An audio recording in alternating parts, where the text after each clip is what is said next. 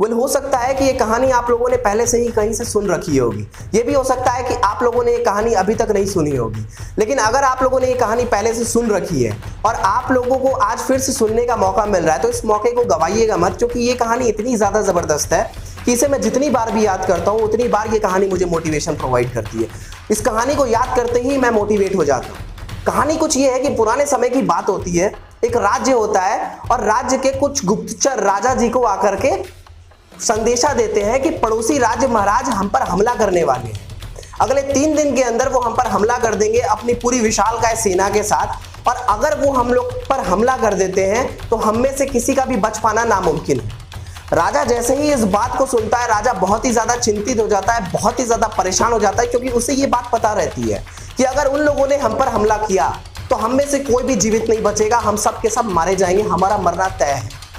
तो राजा तुरंत ही एक सभा बुलाता है।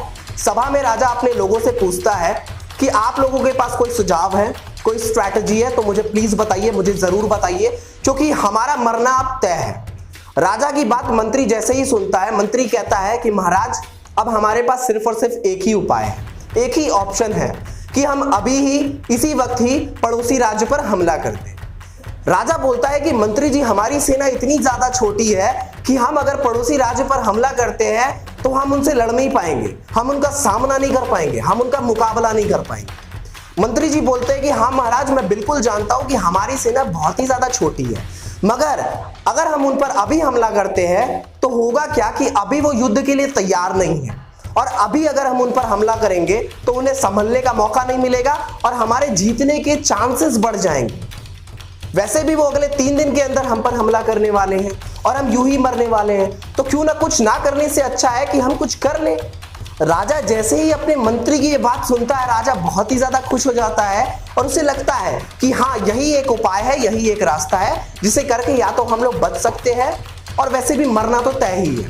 राजा तुरंत ही अपनी सेना को आदेश देता है जंग के लिए तैयार होने के लिए, और वो अगले ही पल अपनी सेना के साथ निकल जाता है हमला करने के लिए पड़ोसी राज्य पे।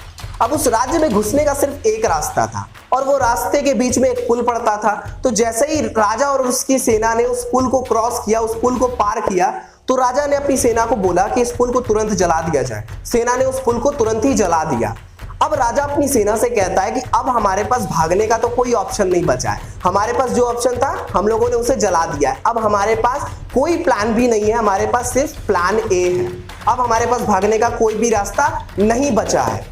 तो अगले ही पल राजा और उसकी सेना उस देश पे, उस राज्य पे हमला कर देती है और राजा और उसकी सेना अपनी पूरी क्षमता के साथ लड़ते हैं और उस राज्य की इतनी बड़ी सेना को उन्होंने हरा दिया इस एटीट्यूड के साथ कि अब हमारे पास कोई रास्ता नहीं बचा है, हमारे पास कोई भी ऑप्शन नहीं है।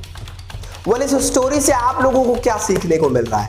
इस स्टोरी से आप लोगों को यह सीखने को मिल रहा है कि अगर आपके जीवन में सिर्फ प्लान ए रहेगा तो आपके जीतने की संभावनाएं बढ़ जाएगी, आपके उस फील्ड में सक्सेस, सफलता की संभावनाएं बढ़ जाएगी। लेकिन अगर आप अपने साथ साथ प्लान बी को लेकर के चल रहे हैं तो आपकी संभावनाएं कम हो जाएगी। तो हमेशा अपने जीवन में सिर्फ प्लान ए को रखें, कभी भी प्लान बी को ना आने दें। और आप लोगों ने आज जो भी इस वीडियो से सीखा है आप उसे अपने लाइफ में इंप्लीमेंट कीजिए, आज से, अभी से, इसी वक्त से। और अगर आपको ये वीडियो अच्छी लगी है तो वीडियो को लाइक कीजिए, वीडियो पे कमेंट कीजिए और अपने दोस्तों के साथ शेयर कीजिए इस वीडियो को, ताकि वो भी अपनी लाइफ में आगे बढ़ सके, राइट। एंड अगर आप मेरे चैनल पे न्यू हैं तो मेरे चैनल को सब्सक्राइब करना मत भूलिएगा, ताकि आपको मेरे लेटेस्ट वीडियो के अपडेट सबसे पहले मिले और आप मेरा वीडियो सबसे पहले देख सको, ताकि आपकी जिंदगी सबसे पहले बदले, राइट। एंड मैं मिलूंगा आपसे अगले वीडियो में। Till the time, think big and achieve big. बड़ा खेलते हैं।